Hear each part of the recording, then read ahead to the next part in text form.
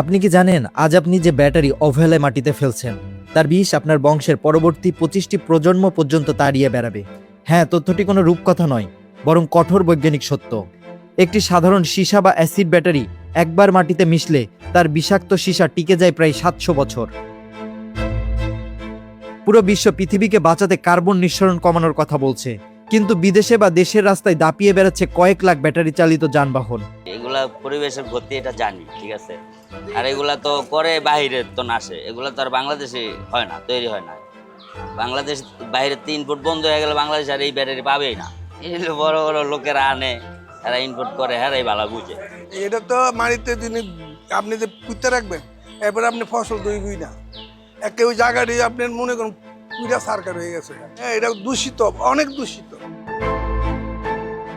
বাংলাদেশে 70 থেকে 80% নষ্ট ব্যাটারি আসে যানবাহন থেকে। নামেই পরিবেশ বান্ধব হলেও ব্যাটারি চালিত এইসব গাড়ির আড়ালে লুকিয়ে আছে বিষাক্ত পাহাড়। পরিসংখ্যান বলছে বাংলাদেশে প্রতি বছর ব্যাটারি চালিত যান থেকে 4,80,000 টন বিষাক্ত সীসা, অ্যাসিড, ব্যাটারি বর্জ্য তৈরি হয়।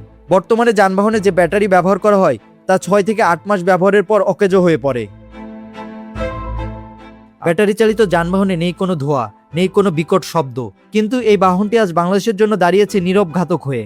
এই টেসলাগুলো বা এই অটোরিকশার ব্যাটারি ব্যবহার করা যেগুলো হচ্ছে সেগুলো খুবই নিম্নমানের এবং এগুলোর লাইফ টাইম মাত্র 6 মাস থেকে সর্বোচ্চ 1 বছর। ফলে এই ব্যাটারিগুলো কোনো ফর্মাল ম্যানেজমেন্টের বা রিসাইক্লিংয়ের আওতায় না আনার কারণে এগুলো মাটি, পানি, বাতাসকে দূষিত করছে। আর এই যে ক্যান্সারের একটি যে আগ্রাসন শুরু হয়েছে, এর পিছনে এই ধরনের কেমিক্যাল পলিউশন যা অধিকাংশ এই ধরনের ব্যাটারি থেকে আসছে তা অন্যতমভাবে দায়ী।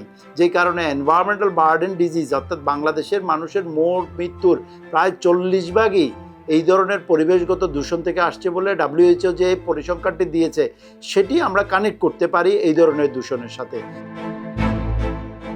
ব্যাটারি চালিত যানবাহনে অনেক সুবিধা থাকলেও রয়েছে অসুবিধা। পিওর আর্থ ও ইউনিসেফের যৌথ গবেষণার প্রতিবেদনে টক্সিক ট্রুথ এক আটকে ওঠার মতো তথ্য দিয়েছে। বাংলাদেশে প্রায় 3,60,00,000 শিশু সীসা বিষক্রিয়ায় আক্রান্ত, যা মোট শিশুর 60%। আরও ভয়াবহ তথ্য হলো শুধু ঢাকা শহরে বসবাসরত 98% শিশুর রক্তেই উদ্বেগজনক মাত্রার চেয়েও বেশি সীসা উপস্থিতি পাওয়া গেছে। মাটি ও পরিবেশের মাধ্যমে এই বিষ ঢুকে পড়েছে আমাদের ফসলের জমিতে, শাকসবজিতে এবং মাছের শরীরে। সেই বিষাক্ত খাবার খেয়ে আমাদের অজান্তেই সীসা প্রবেশ করছে রক্তে, ফলে কিডনি বিকল হওয়া, উচ্চ রক্তচাপ এবং শিশুদের বুদ্ধি বিকাশ বাধাগ্রস্ত হতে পারে। যে বাহনটি আমরা পরিবেশ বান্ধব বলে বিশ্বাস করছি সেটি নিঃশব্দে আমাদের শরীরকে দূষিত করে দিচ্ছে। আপনার কি মনে হয়? মতামত জানাতে কমেন্ট করুন।